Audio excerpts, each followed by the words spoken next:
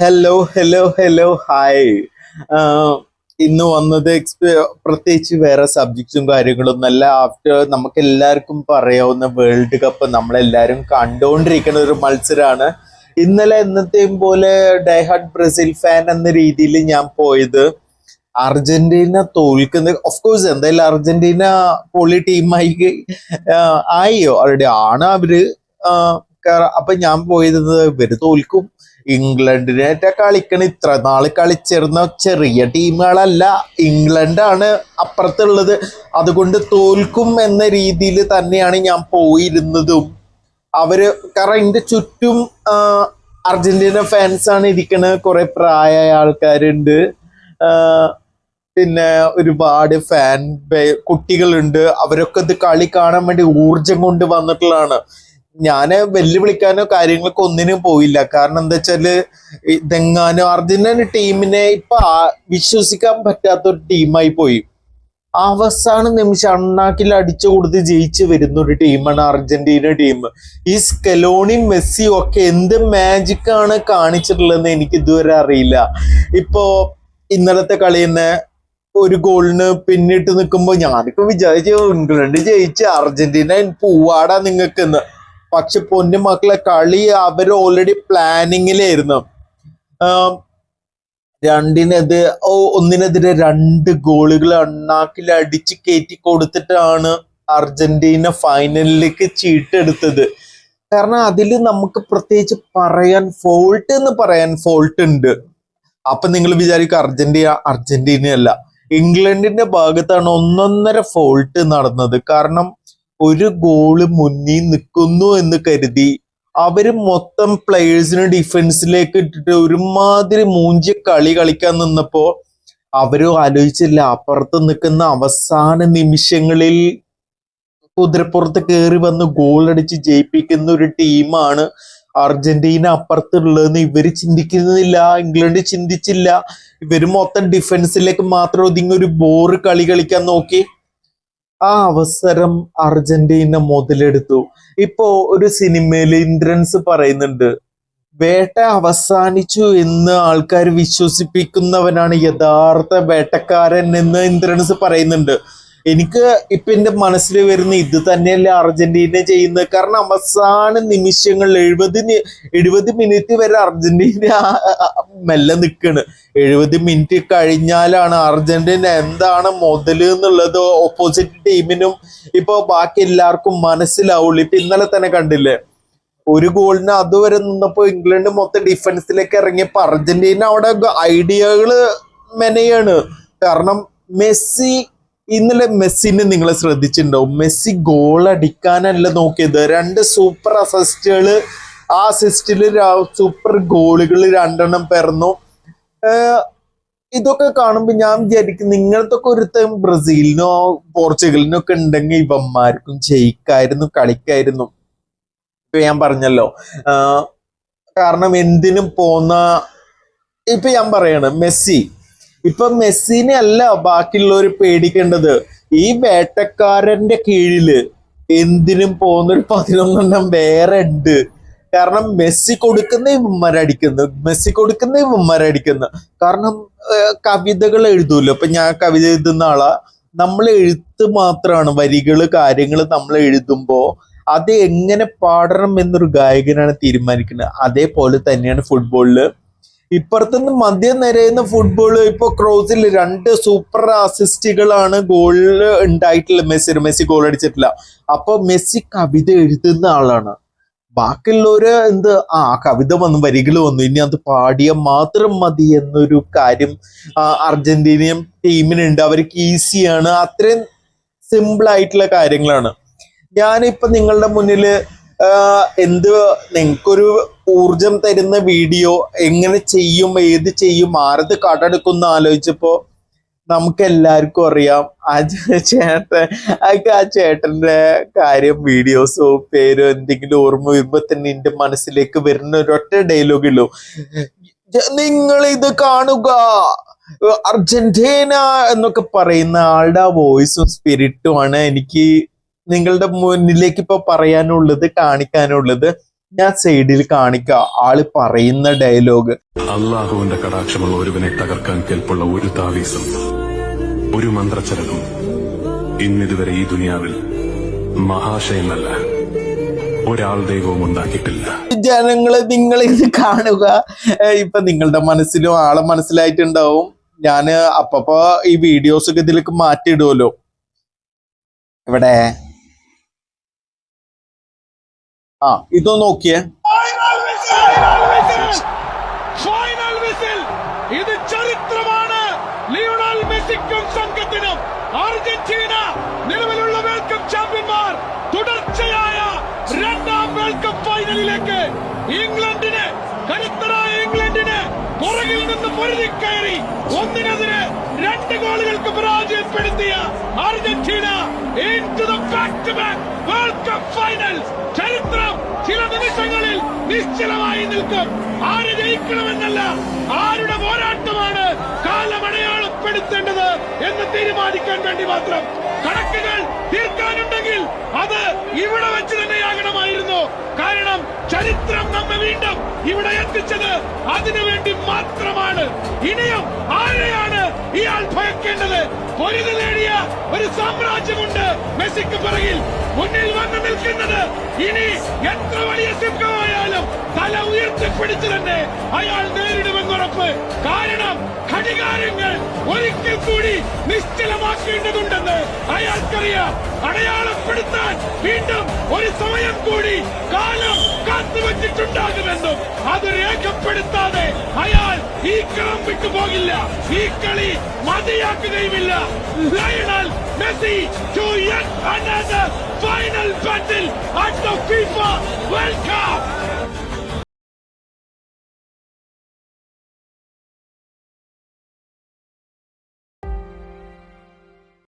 ഈ ഒരു വീഡിയോ കുറച്ച് വീഡിയോസ് വേറെ ഉണ്ട്, ഞാൻ എടുത്തു വെച്ചിട്ടുണ്ട്. അതെന്താ വെച്ചാല് നമ്മൾ ട്രോളിക്കൊണ്ട്, അതായത് ബ്രാച്ചുഗൽ ഫാൻസ് എന്ന് പറയുന്ന എന്റെ പോലെയുള്ള കുറച്ച് ആൾക്കാരുണ്ടല്ലോ, ഞാൻ അതിൽ പെടുന്ന ഒരാളാണ്. ഇനി ചിലപ്പോൾ മാറിക്കൂടെയില്ല, കാരണം ഫൈനലിലേക്ക് എത്തി. ഇപ്പോ ഏതൊക്കെ ടീം തോറ്റാലും കാര്യങ്ങളൊക്കെ ഓക്കെ എന്തൊക്കെയാണെങ്കിലും നമ്മൾ പറയാം അവരെ അങ്ങനെയല്ല ഇങ്ങനെയല്ല. പക്ഷെ അവര് തോറ്റത് അർജന്റീന എന്ന് പറഞ്ഞ ടീമിനായിട്ടാണ്. ഒരു ടീം ക്യാപ്റ്റൻ എന്ന രീതിയിൽ ആ ടീമിനെ നയിക്കുന്ന മെസ്സിയും തന്ത്രങ്ങൾ പറഞ്ഞു കൊടുക്കുന്ന, ഞങ്ങൾ തോറ്റിട്ടില്ല, ഞങ്ങൾ ജയിച്ചേ അടങ്ങും എന്നൊരു ഊർജം കൊടുക്കുന്ന ഒരു സ്കലോണി എന്നൊരു മാന്ത്രിക കോച്ചും ഉള്ള ടീമാണ് അർജന്റീന. ഇപ്പൊ സ്കലോണി കഴിഞ്ഞ പ്രാവശ്യം ഇന്റർവ്യൂവിൽ പറഞ്ഞിട്ടുണ്ടായിരുന്നു, ഞങ്ങൾക്ക് ഇനി ഇമ്പ്രൂവ് ആവാനുണ്ട്, ഞങ്ങൾ ഇമ്പ്രൂവ് ആക്കി അടുത്ത മത്സരത്തിൽ തിരിച്ചടിക്കുന്നു. ഇതിൽ കൂടുതൽ എന്ത് ഇമ്പ്രൂവ് ആവാനാണുള്ളത്? ഞാൻ വേറൊരു കാര്യം പറയാം. അപ്പൊ നിങ്ങള് കുറെ പേര് പറഞ്ഞല്ലോ, അർജന്റീന ചെറിയ ടീമിനായിട്ടല്ലേ കളിച്ചിട്ടുള്ളൂ, ഇംഗ്ലണ്ടിനായിട്ട് കളിച്ചിട്ടുള്ളൂ, ഇനി കളി കാണാം. പക്ഷെ ഒരു കാര്യം ആലോചിക്കണം നമ്മള്, അർജന്റീന ഇംഗ്ലണ്ടിനൊക്കെ ഇംഗ്ലണ്ടിനെ അർജന്റീനയെ മനസ്സിലാക്കിയിട്ടില്ല എന്നതായിരുന്നു ഇന്നലത്തെ ഗെയിം. കാരണം നമ്മളെ ഒരു ഗോൾ അടിച്ചപ്പോ അത് പ്രതിരോധത്തിലേക്ക് മാറി, എല്ലാവരും ഡിഫൻസിലേക്ക് ഇട്ടിട്ട് ആ കോച്ച് ചെയ്ത മണ്ടത്തരം ചെയ്യുമ്പോ ആലോചിക്കണം, ഇതൊക്കെ ചെയ്യുന്നത് അർജന്റീന എന്ന ടീമിനെതിരെയാണ്. അവന്മാര് പിന്നൊരു മേളം തന്നെയാണ് നടത്തിയത്. അതായത് ഇനിയൊരു രക്ഷയില്ല ആ രീതിയിൽ. കാരണം ജയിച്ചേ അടങ്ങും എന്നൊരു തീരുമാനം എടുത്ത് ഇറങ്ങുന്ന അർജന്റീന ടീമിന് ജന്മത്തിൽ ജയിക്കാൻ പറ്റുമെന്ന് എനിക്ക് തോന്നുന്നില്ല. കാരണം ഞാൻ പറഞ്ഞല്ലോ, ഞാന് ബ്രസീൽ ഫാനാണ്. പക്ഷെ ഇപ്പോ എന്ന് പറയുമ്പോ, കാരണം ഇവര് കളിച്ചിട്ടാണ് ജയിച്ചിട്ടുള്ളത്. ഇപ്പൊ അർജന്റീന കളിച്ച് ജയിച്ചു, അവര് വരുന്നു കളിക്കുന്ന ഒരു ക്യാപ്റ്റനെ പിന്തുണക്കുന്ന ഒരു 11 കളിക്കാര് പിന്നീട് ജയിച്ച് അടങ്ങും, വാട തല്ലി തീർക്കാം എന്ന് പറയുന്ന ഒരു ടീമുള്ള അർജന്റീന ടീം ഇനിയിപ്പോ ഫൈനലാണ്, സ്പെയിനായിട്ടാണ്. പക്ഷെ എനിക്ക് അതിലൊരു അതിശയോ അത്ഭുതങ്ങളോ ഒന്നും തോന്നുന്നില്ല. കാരണം അർജന്റീന തന്നെ തൂക്കും. കഴിഞ്ഞ പ്രാവശ്യം ഓൾറെഡി അവര് world cup ചാമ്പ്യന്മാരാണ്.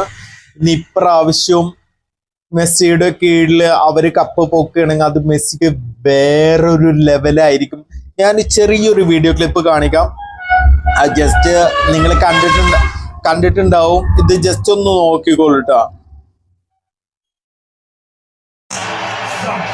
Thumped in the back of the net by Lautaro Martinez. climbs majestically, hangs in the air, totally unmarked, and gives Argentina, I think, a deserved lead at this stage of the game. For the record, you can see Stones was back on. ഒരു 18 സെക്കൻഡിന്റെ video ആണ് ഞാൻ നിങ്ങളെ മുന്നിൽ കളിക്കുമ്പോ ഇറങ്ങി കളിച്ചു തന്നെ സാറേ ശീലം.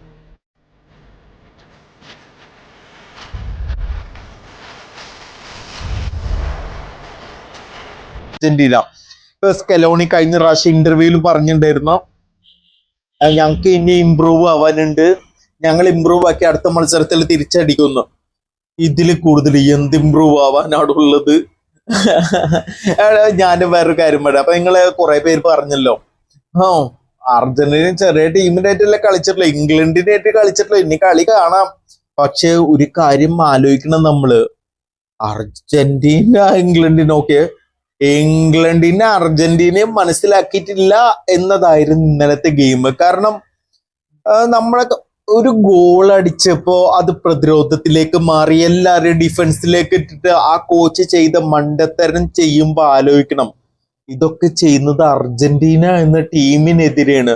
അവന്മാര് പിന്നൊരു മേളം തന്നെയാണ് നടത്തിയത്.